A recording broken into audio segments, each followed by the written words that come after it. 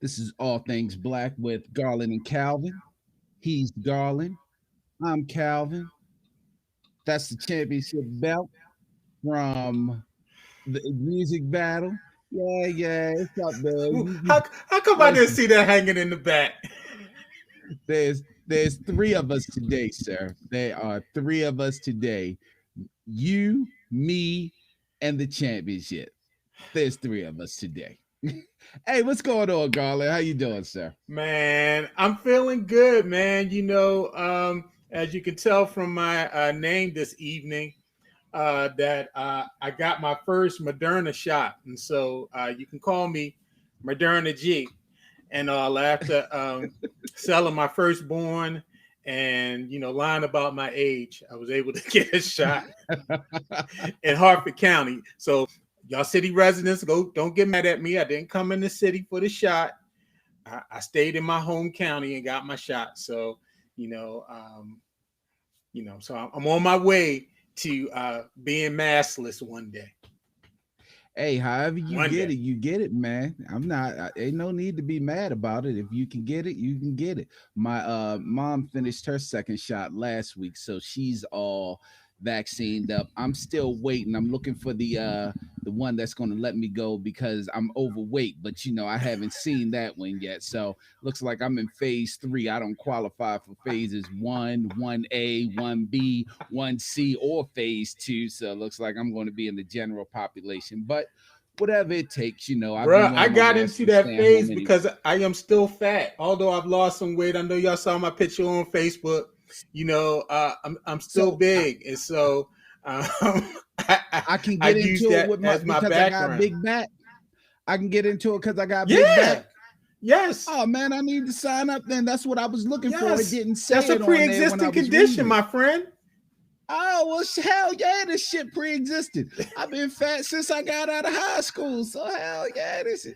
You know what? I ain't going. Let me not tell everybody, but let me go get my shot. Listen, I knew this old big ass belly and this beard was going to definitely help me one day. See, That they honey they say brown that stop you drinking. love is going to help you out. Exactly. They say stop drinking. I'm gonna keep on drinking. Let me get this shot real quick. I'm gonna get two shots. I'm gonna get the shot in Go my get your arm and a shots. shot in this. But get 3 shots. Drink that, and then go get your Moderna or your Pfizer, or hey, the Johnson and Johnson. I mean, shoot, I'll take that one. Although it's 75%, it don't make a difference. Whichever one I need to take, I'm gonna take. I just want to be protected, man. There you Once go. again, this is All Things Black with Garland and Calvin. He's Garland, I'm Calvin, and today we are going to discuss Queen Sugar. We're only doing single duty today because, as always, this is us decided we are going to take another break. So we're just going to do Queen Sugar season 5, episode 3. And the title of that is Late April 2020. And if you're just joining us, there is a third co host, and that is the championship belt from the music battles. And of course, we'll discuss that a little bit later. But anyway, Garland, whenever you're ready, sir, we can get it moving. Man. Hey, Glenda. We thank God for Glenda. Glenda has been with us every show. And Glenda is kind of like our secret co-host as well. She's like the third. It's like a triumvirate. And so yeah, Glenda is the third part of the Godhead of all things black. So y'all be seeing us soon. Don't don't forget about your boy Deshaun, and I Yeah, always I ain't say forget about Deshaun, Deshaun either, but the Deshaun be dude that late to the broadcast. used to be the dude that used to be my boy, but now he's your boy. He will always have I that talked to my moniker man's. He gonna be on later. after he helped you try to beat me, and I still won. I beat both y'all. So that's like a double win right there. All right, man. Let's get into it. I can't.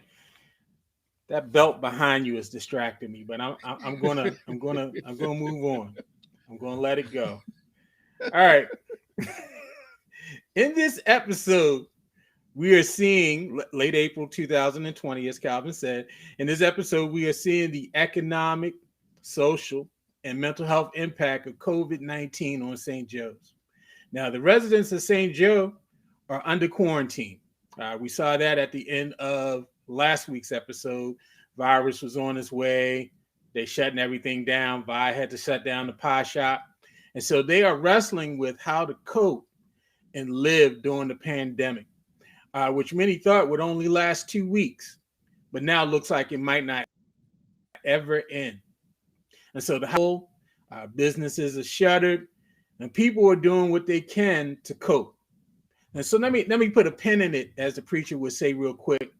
Now, early in the pandemic, Calvin, and this kind of came up as they were debating on what businesses should be open and not open. The guy who's the hater cancelman, who always got something smart to say out of his mouth. I don't know his character's name, but there was a constant debate over what's essential versus non-essential.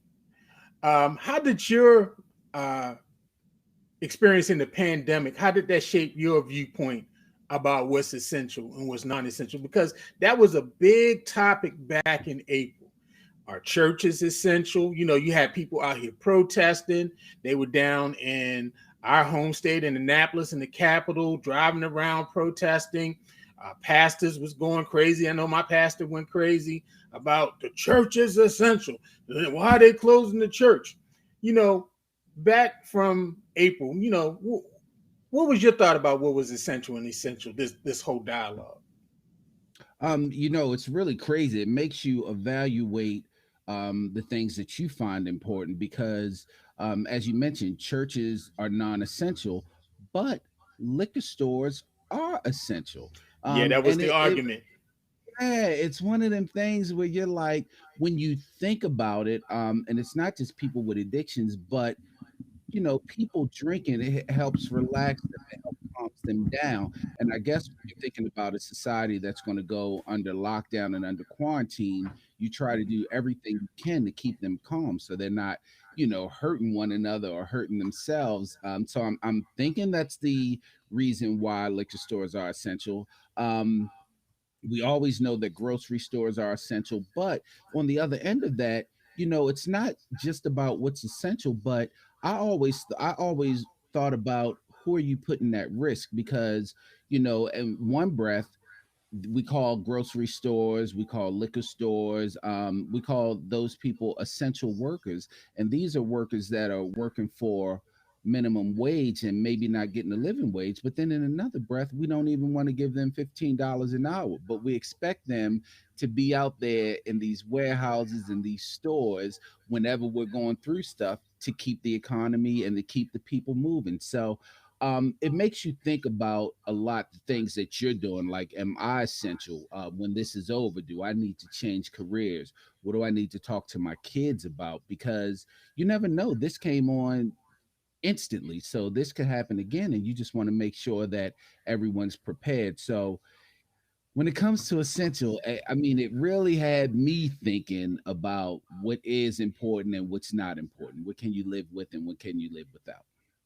Oh yeah, most definitely. You know, and as a person that's a part of leadership in church, you know, my answer to that when people were like, you know, why is, you know, this is dangerous. How come the church is all upset about being categorized as non-essential? You know, for believers, and I think you touched on that a little bit. Church is essential. We already know it's essential. We know your spiritual health is very essential. But in terms of its impact on the economy, it was not essential in the sense of it's not paying taxes, it's not a whole bunch of jobs there. And so keeping people from congregating together, I think it forced these these businesses that were determined that were categorized as non-essential to be creative to show their worth. You know, I think a lot of churches got stuck in the beginning back in April because you know they didn't want to do the online thing, and for a lot of people church was gathering in a physical space, and so it forced a lot of these people to up their internet ability to reach people. You know, now you have churches who are reaching more people via the internet than they were when they were meeting physically. And so I think some people rose to the occasion despite the designation of being non-essential. And I think there's some people who are just still pissed off about it, and they're never going to be happy. And so, yeah, it definitely kind of made you evaluate what's real and what's not real. And also, there was a struggle that we saw in there about finding balance, in the craziness. I was thinking about Blue doing his homework and all those things, and letting his mother get on the computer, and him going outside. What did you do to find your balance? Because I know in March and April, there was some mornings, man, I was waking up like, I don't know if this is are we gonna make it through this?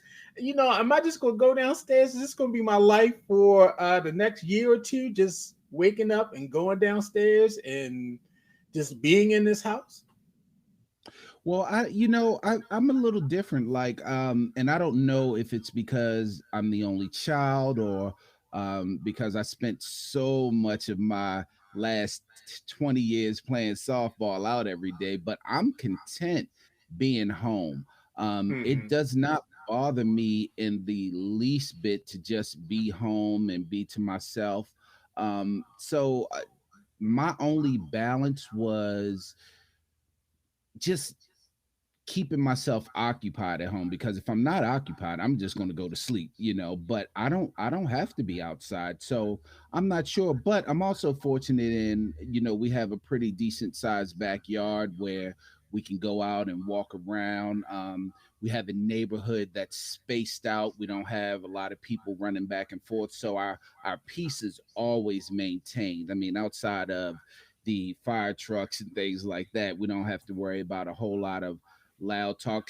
That's the stuff that bothers me. Like, a lot of noise and disruption bothers me. So for me to just be in the house, I'm extremely comfortable doing that. I do not miss going in the office. And it's not that I don't miss people. I talk to people, I text them, call them, but I'm perfectly fine just being home. I could work from home for the rest of my life and be okay with it. I feel you. I feel you. I think I love working from home too. I'm not mad at that. I loved. I kind of rediscovered some things like slowing down, appreciating some things that I did not appreciate before. Just time to sit and to rest in your thoughts. Tapped open a couple books I had not read in a while. I was on this life change piece in terms of the weight loss. And so I had to cut the gym for a while. And so I started putting in walks, and, I discovered a lot in my development that I didn't even know existed in terms of walking paths and different things like that. And, it also taught me to give people space, because I was home with my wife and my two adult children. I was fortunate because for my children, one who was working full time, she was furloughed, and so she really didn't need six pack Garland. I like that. She didn't really need too much attention, or she didn't need the internet, and she basically, cut out a space for herself. And my youngest was home from college, came home for spring break and never went back. And so that was a major adjustment of you're in your senior year, you're like 2 or 3 months from graduation, and you ready to get lit. And that was a big adjustment, but we made it through. And but yeah, it definitely taught me to find a little bit more balance in what I was doing. So let's pick it back up. Now, on the borderline sugarcane farm, Ralph Angel had to let go some of his workers because of the COVID-19 impact on supply and demand. Darling, she had just got this new job. She was real nervous last week, but she got the job with the insurance company. But she's furloughed because of the concerns of outbreaks and rising infections. And as a result, Ralph Angel had to sell one of his tractors to help make ends meet. To support the family, he takes a janitorial job at a local nursing home. You see that Blue is transitioning to learning online, which also gave us another aspect of the impact of COVID-19, particularly in African American communities with the digital divide. People not having internet access in the home, now having to figure that out. Um, Ralph Angel, what you think about the development of his character? I definitely see him growing into more of this. You know, he's the man of the house. He's the protector. He's the nurturer, the encourager. And you know, this wasn't the Ralph Angel that we're used to. Hey man, I was telling the wife while we were watching it, this is Ralph Angel's maturity, his coming out party in the episode. You know, Ralph Angel has been a little immature, a little Mm-hmm. emotional when it came to things. But Ralph Angel was the calming figure of this episode. He stayed positive. Even when he was facing adversity, you know, it was just like, hey, we're gonna handle this. We're gonna be okay. He took on his role as a potential husband, a soon to be husband, rather, a father, as the man of the house. He took on that role wholeheartedly, and I was extremely proud of him. He jumped into that janitorial role that his father, just like his father did. He used the talk that Charlie Bordelon had Charlie with Darla, Bordelon. and he straight flipped it for himself. Right, I was extremely impressed and proud of Ralph Angel. He literally went from 1 week, this my wife, this my wife, to, oh, you gonna need me in this job. Like, I I, I was really impressed with right. Ralph Angel. I think it was amazing what they did with his character yes, last night. Yeah, definitely. I mean, he's the guy that's just like, look, we're not going to be depressed around here. You know, Darla, she wants to fall down a little. He's pulling her up. You know, he's encouraging Blue, and he's like, look, I got to do what I got to do to take care of family. If it means selling farm equipment, if it means taking a job that might be a little bit below my station in life, I'm gonna do it. And so, yeah, I'm definitely. I was kind of like next to COVID. I thought Ralph Angel, you know, that character really shined last night in the episode in terms of what he's doing to take care of his home and his family. So we definitely seeing a grown Ralph Angel. Now, Darla, I'm still a little nervous about Darla. You know, you think she's gonna be able to maintain her mental health because you know she just nervous. Darla just nervous all the time. Yeah, it's really, it's hard to read the character, because we know what her past is, and we know she suffers from addiction, and addiction is definitely nothing to play with. And from everything that I know about addiction, anytime the norm changes, they struggle with that. They have to try to adjust to that. But you know, Ralph Angel realizes that, and he's so strong with it. One of the things that my father told me growing up, we were actually riding in a snowstorm. He was taking me home one day in a snowstorm, and the car, it had just started snowing, and you know that's when it's the most slippery out. Right. When he took off at a light, the car just started sliding, and whatever we were talking about, he never broke stride. He just kept talking and just kept moving. And I asked him one day, I was like, remember that time you were slipping? I was all scared, this and that. I said, you were just real calm about it.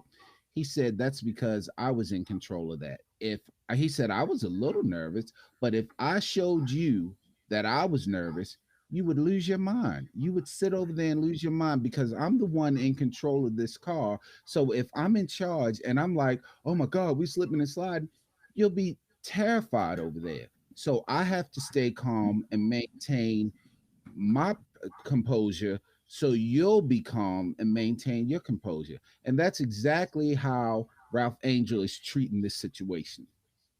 Most definitely. Glenda said that Darla is doing well. She needs to stay on that sewing machine. And so we see what happens for her. And Michelle Price said that, you know, he's growing up. So definitely we're seeing these characters, they're growing into a tighter bond. And so, you know, that's good. And plus they in the pandemic, they ain't got nowhere to go. So What was she sewing? It looked like she was sewing curtains or something. What? What the Right. fuck is I thought she she was need? doing wedding gowns or something. I'm like, No, we no, doing she bridesmaid need gowns? she need to take Blue head and put right under that and shape his shit up. Now, granted, Ralph Angel was even like, "Ain't no barber," so I had to cut my own hair. I mean, I get it, but you ain't try to cut Blue shit. You Blue ain't trying shit, to cut blue hair? yeah, You couldn't shape up blue? they just treat Blue bad. They just treat Now, Blue. somebody said something about masks. I as I noticed in last night episode, there were some actors that had masks and there was some that did not. And Darla and Ralph Angel, they was kissing. So I'm like, they must have just had to test before they filmed this scene because everybody else is kind of like masked up. And also Nova's character and your boy Calvin, who we get ready to talk about, they was having a little chocolate Danish for breakfast. And so we'll see what's up with that. Calvin like them thick. I was trying to make that a hashtag. If y'all can help me out, make that a hashtag. Calvin like them thick. Please don't, because they're really gonna think it's me. Please don't. Please I don't. think somebody thought it was you because I said it in one of the replies, and they were like, "Yep, he do." And Who I said bust that? out some. I need to look at that. We had some. Yeah, I think it was Michelle Price. I'm not quite sure. I asked Michelle. I asked my wife we had some pizza in the freezer, and she said, "Do you want the thick or the thin crust?" And I just looked at her. I said, "Calvin, like them thick." Calvin like them thick, and so our boy Nova, our girl Nova, and Calvin likes them thick, are taking care of the most vulnerable by distributing community care baskets, which is beautiful. Now, during her rounds, she stops by Mr. Prosper's house to check on him. Mr. Prosper, he's struggling. He's worried about staying safe from the virus. I'm not Nova up in there talking to him. He got to get his message. He's like, what? What? I'm all right. Okay, go. Just leave it in the kitchen. Just leave it in the kitchen. Okay, you trying to talk to me? The virus, girl. Goodbye. I mean, she trying to have. Yeah. So what you think, Mr. Prosper look like? Do you know it's Corona, ain't it? And you trying to talk to me? Anyway, and so Calvin likes him thick. Thank you, Michelle Price. And so. And so, yeah. And so she trying to talk to Mr. Prosper. Mr. Prosper, he worried about staying safe from the virus, plus all of the information that he is processing on the news every day. I think one of the things that was happening back in April and in March was we was watching too much news. I know after about 3 weeks, I had to stop watching the morning news. I stopped watching the news conferences. I would maybe watch one newscast, maybe at 6 o'clock, but I had to deprogram myself because it was like gloom every day. It was scary every day, and you were overloading on that info. It wasn't too great. How did you handle that?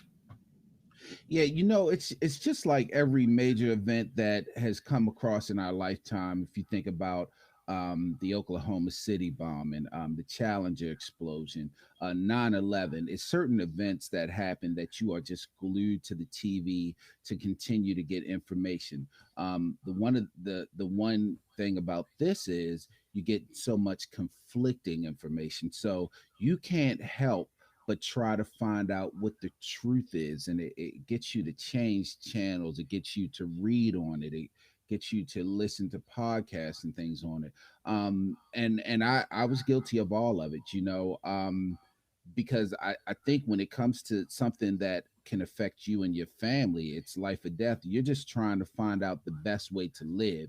Where a lot of the other things, you just want the information to be the first to know, to be the first to run the social media and tell everybody. But with this, you're trying to stay safe. So I agree, it's an overload of information, but you have to look at it because when you think about some people that are just like, oh, well, it's a hoax. You feel like, well, these people aren't even really listening. They hear what they want to hear. They don't take all the information in and make an educated decision. So I'm one that I take it in. It gets tiring. It's a challenge, but I want to be safe. I want everyone in my family and all of my friends to be safe. So I definitely take a lot of it in, still taking it in, Hmm. but Right. I look at it like I'm trying to disseminate the or weed through the proper information. Yeah, that's the thing now is because now the information's everywhere. I mean, TikTok, Facebook, Instagram, Twitter. It's so many different information sources, and you're getting so much bad information. You really have to do a job of making sure you're getting the right info. I personally take this approach. If Dr. Fauci ain't said it, if it didn't come from the CDC, it don't mean nothing to me. And so Exactly. the dentist on TikTok that's talking about something that's not an expert in infectious diseases, I'm not listening to you. And it, but hey, that information's out there and it's influencing a lot of people. And so yeah, it was at a point where we kind of had to, all right, we need to start sifting through the right information because we want to make sure we're doing the right things. Like one of the things that I saw in one of the early scenes when Ralph Angel went to the supermarket and he brought the things in and they were wiping them down. Remember, that was one of the first things they told you to do. Wipe down your packages. Hollywood, he had got something for his mother and she left it on the porch for a couple days and stuff. We was taking mail and leaving it in one room for a couple days because that was the thing. But as the information began to change, we make sure that we changed our behavior with it. And so yeah, those early days, it was just so much information out there that it was definitely kind of rough wading through what's right and what's wrong. Now Vi's Pies, she's struggling and she can't get financial support. To help out the community, Vi and Hollywood, they've been delivering food to those in need.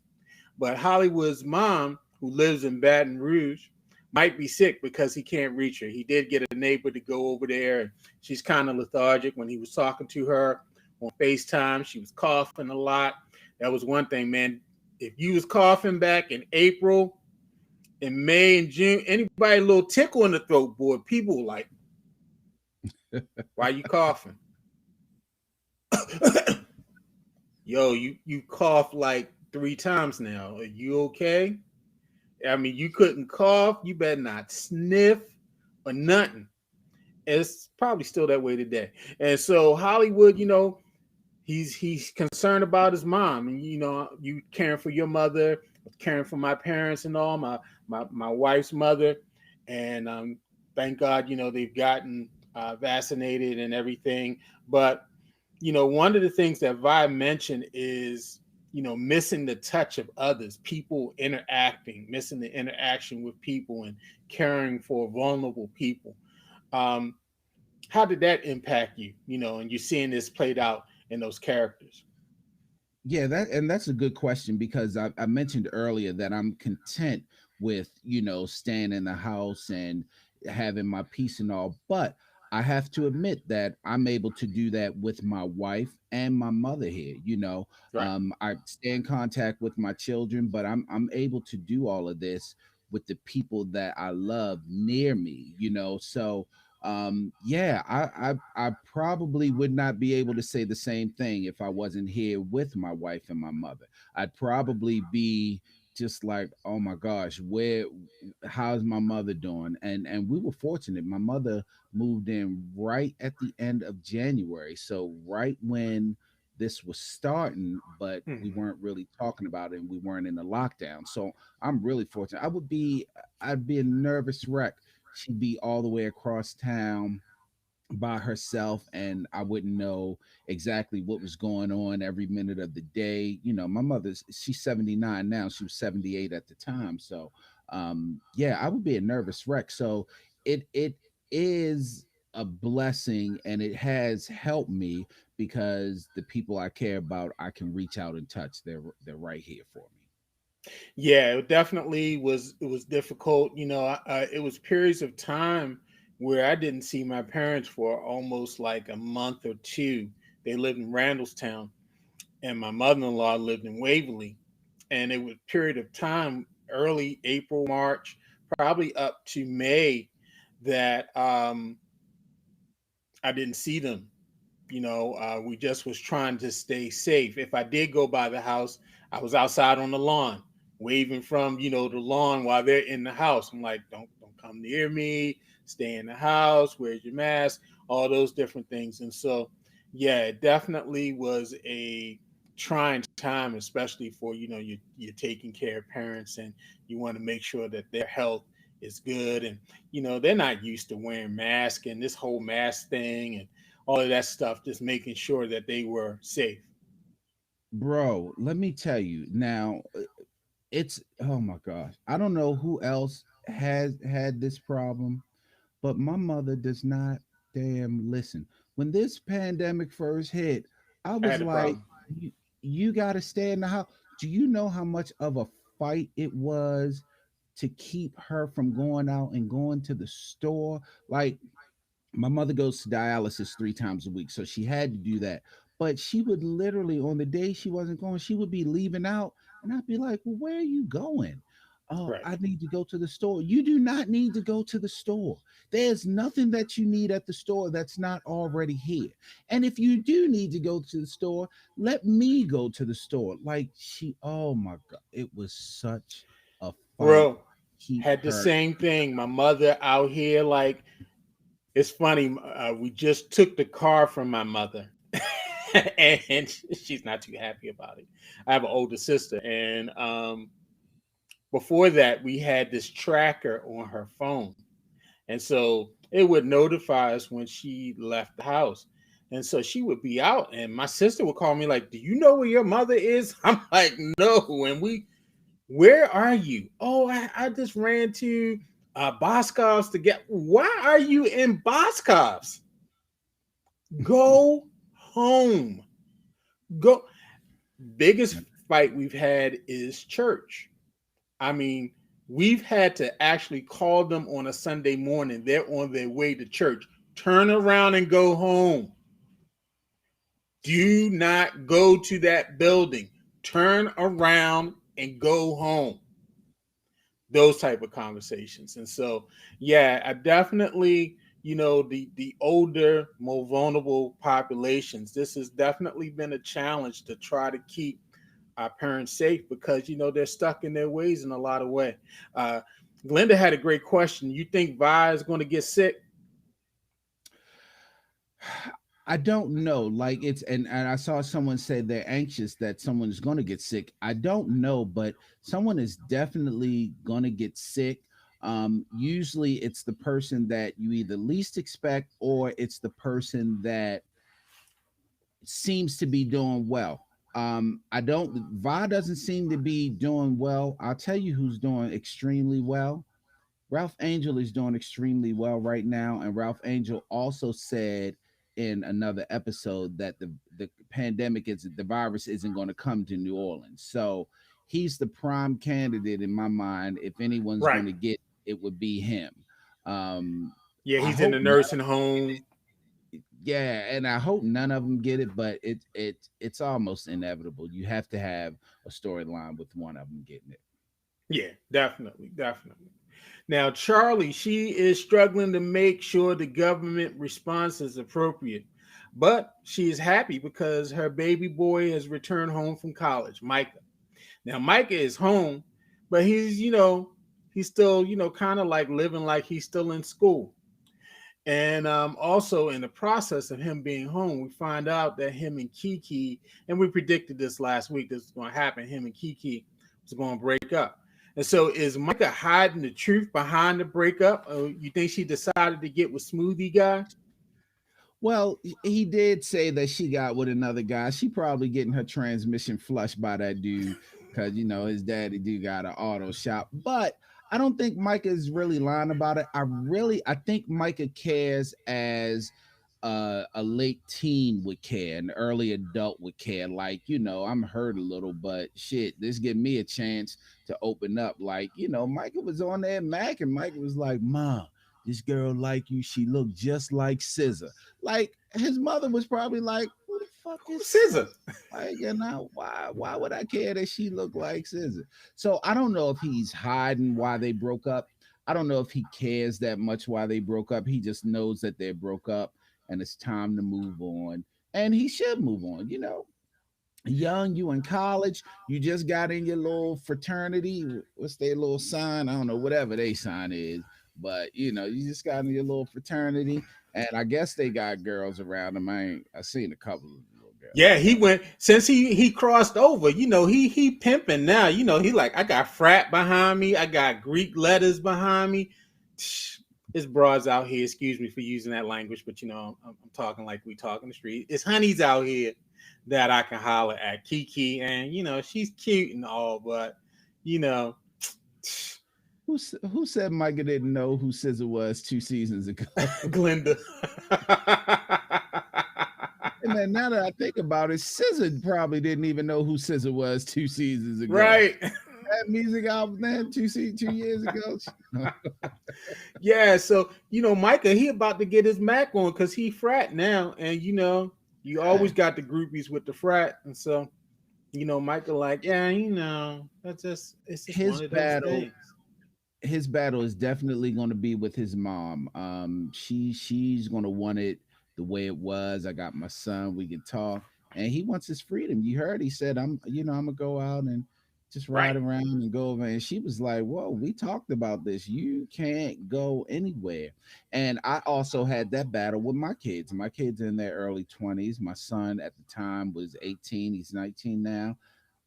I had to constantly say to them, make sure you're going to work or going home, or if you're not working, just stay home. Like it, and they're all mobile and grown, and they tell you, no, no, I'm not going anywhere. I'm not going to, but the early 20s, like I take it bro, with a grain of salt. I had to keep them from their grandmother. I was like, if you come over, you just got to stay outside. You got to wear your mask. I had them wearing gloves at the time, like talking through the door. You know what I mean? Like we can't, because we couldn't take the chance. right, And they young. Like I don't.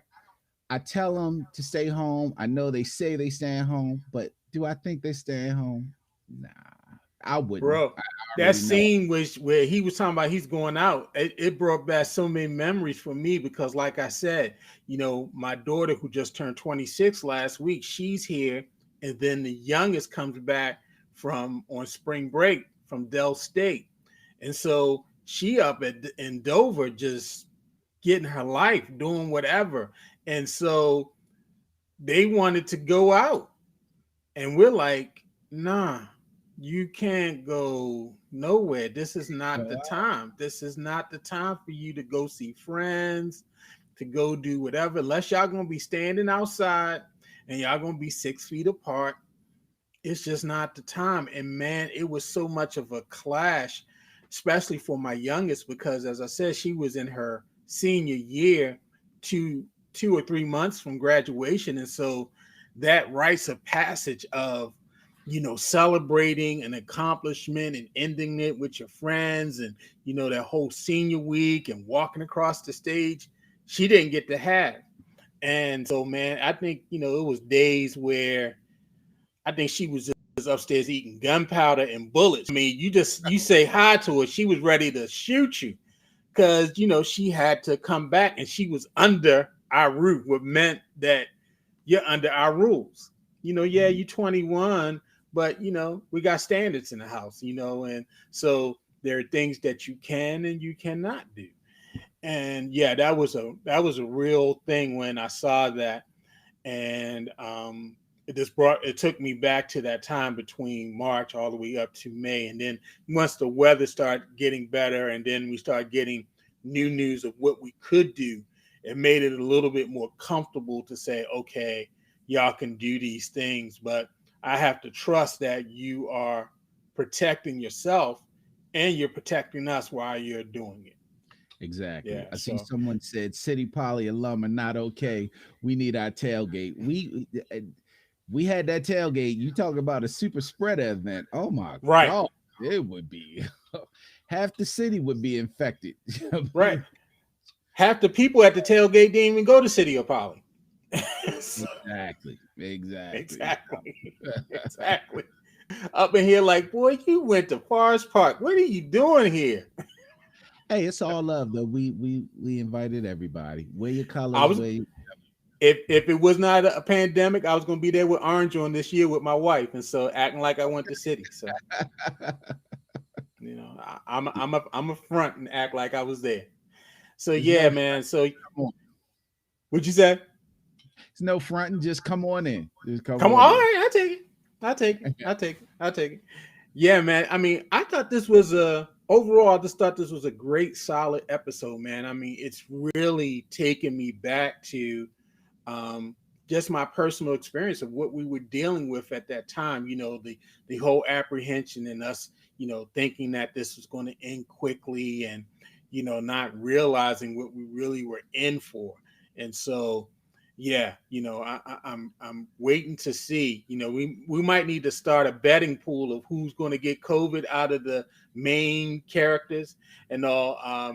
I'm going to put my money on Prosper because Prosper is going to find Prosper.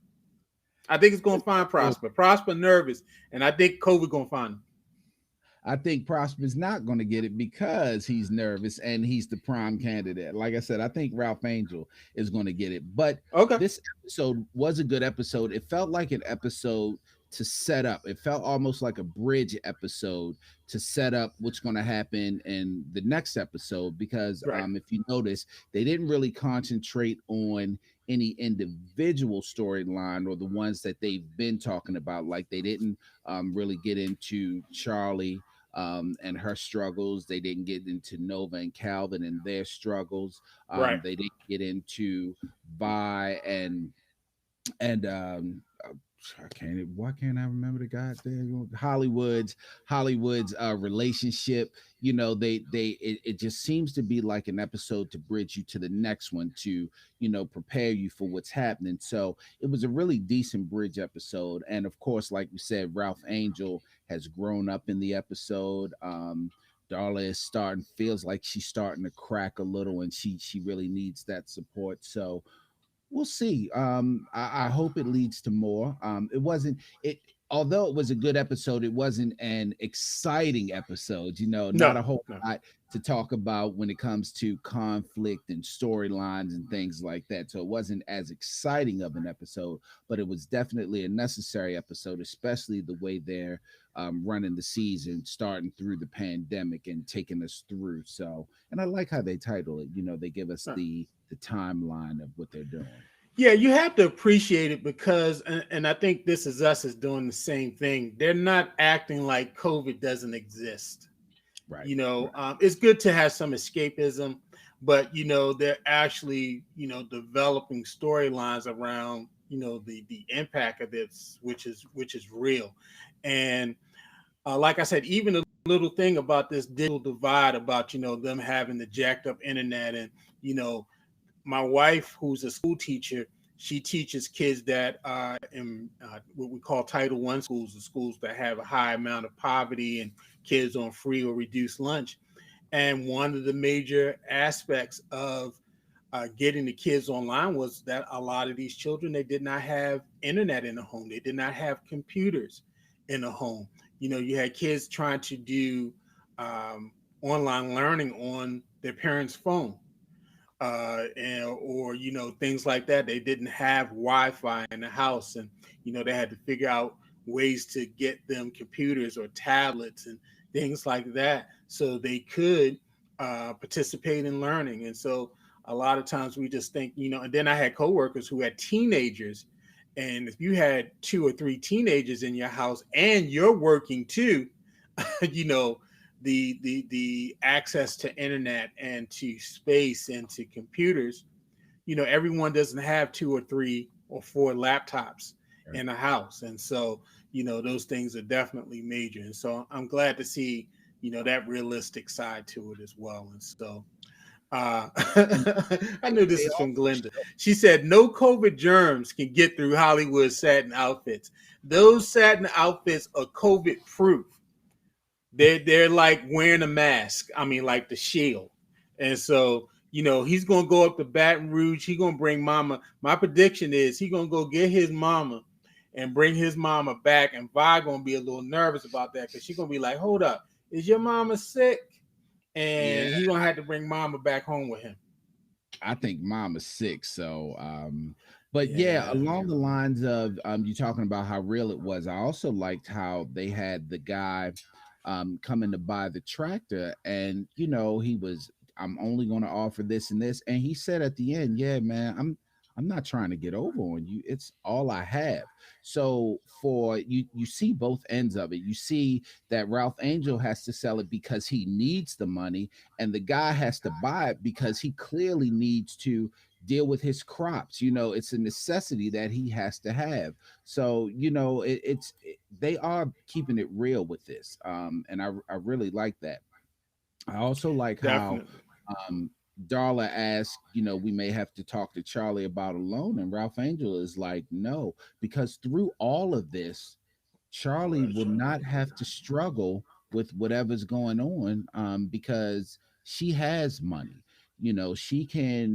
She has the means to take care of herself. But how is that? That doesn't help Vi. That doesn't help Ralph Angel. It eventually won't help Nova. What, because they don't have the means like that. So we'll see how that dynamic plays out also, and especially the fact that she's in government, and maybe in another season they'll be able to, Parker will be able to use that against her, like, well, she was running this when COVID was going on and she ain't done nothing, so y'all need to listen to me. Who said he gonna sell his body? Lord have mercy. I'm joking with Glenda. Glenda said it was heartbreaking that he sold his tracker. I wonder how much more he's going to sell. And I said the next, chocolate Ralph Angel, he's going to have to get out there and I got my body on sale. He gonna be stripping for them old people at the nursing home. Right. Hey y'all, Hey, y'all. if y'all meet me down here late night. I got a little something for everybody. Bring your coins. Bring your coins. Glenda said she getting a checkbook. He only Please. taking cash out. He already said he only taking cash. He not taking checks. He can't take Cash App because there's only one computer in the house, and Darla and No Shape Up use it. Those two are using it. Yeah, No, I hope they skip to like August so Blue can get a haircut. You know. hey, listen, Blue don't need a haircut. Blue figured out that math problem, and Darla took the credit for it. Like, and parents do that. I've done that. You let Right. them figure it out, but you take the credit for it. Blue was like, "Well, what if I did?" And she looked. She was like, "Yeah, that's right. I knew I was gonna be able to help you. Y'all ain't no shit." Right. Mess. All right, man. Go ahead because we got a guest in the back. You need to tell them what's up for tomorrow. So tomorrow, we need everyone to come. Bring your friends. We are having our next music battle. This belt is going to stay with me. It is New Edition versus Boys to Boys. That's Garland over there, Boys to Boys, Boys to Boys.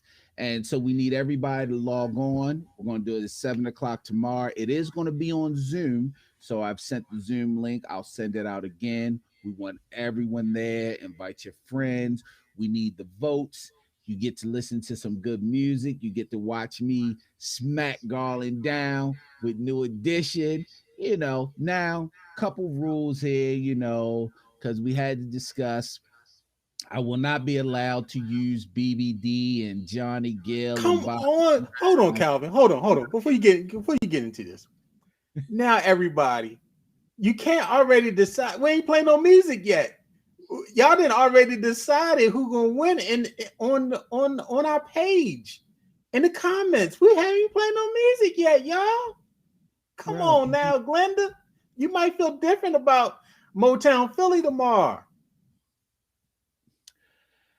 She ain't gonna feel no different. And I and know. thank you, Glenda. I don't know why I'm saying anything. Thank you, Glenda. But it's going to be an epic battle. It should be fun. And even though we all may think one group is going to win, it is about the song placement and the battle head to head. So we'll see what happens, you know. And like I said, I can't use BBD or Bobby Brown solo or Johnny Gill solo. Can't use any of those solo albums. It's got to be strictly New Edition and any New Edition collaborations, which I don't know if they have too many of them. I know Boys to Men have a few collaborations, not a They whole do. lot. They have a few. So we'll be able to throw them in there. Garland will be able to throw them in there. So I'm going to go straight New Edition on them, and we'll still pull this one out. So we need you all to come. Again, invite your friends, send them the link. 7 o'clock, the Zoom room will open at 6:45 with either some ratchet music or some jazz music playing, whatever title decides to put out for the day, because I just let them do it. So you Pure all know ratchetness. it might be ratchet. Play that Trina song I played. Not the Trina song. Play that Kaya song I played. Man, I'm still offended by that damn Kai song. Like, matter of fact, speaking of Kai, Ralph Angel said shit so many times last night. I thought they were going to get taken off the air. Did you see how many times he said shit? Shit, I don't, we ain't going to be doing that shit. Never. I need y'all help tomorrow. Vote for me. Okay, I know y'all New Edition fans, but I need y'all help tomorrow. Yeah, I can't, I can't, I can't, Vote for I me. can't believe, I can't believe you are pandering for votes. I got a panda, man. You worse than your boy Trump, man. You pandering for votes, and I just hey, we'll let the music speak for itself. That's all I'm gonna say. We'll let the music speak for itself. So anyway, I hope everybody can make it. Again, invite your friends. We want to get as many people in there as we can. We have a great time doing this, so we hope you all enjoy it. But anyway, that is it for us this evening. Hey, Garland, I appreciate you getting this talk together. We are all things black. That is Garland. I'm Calvin, and we hope Stop the steal. safe. We hope everyone stays safe. Again, that's Garland. I'm Calvin. That's the championship belt. That'll be up for tomorrow, but it will stay here, so I don't even have that to worry about. It'll be right here with me when it is over. Hey, we will see you all tomorrow at 7 o'clock in the Zoom room for the music battle. Everyone stay safe until then, and make sure that you vote for New Edition tomorrow. Come on, Brian Chapman. No NE. Boys to Men. Bruh, that's a lost cause. Brian's my cousin, and we used to actually perform New Edition when we were younger. So, that's a lost cause. That vote is already. I know he coming because he gonna be like, yo, tell him about when we used to do this and when we used to do that. So that's a lost cause. So that's one for me. Got it right there. Thank you so much, cuz. Mess. Good night, everybody. All right, man. Everybody see you tomorrow. Safe. See you all tomorrow.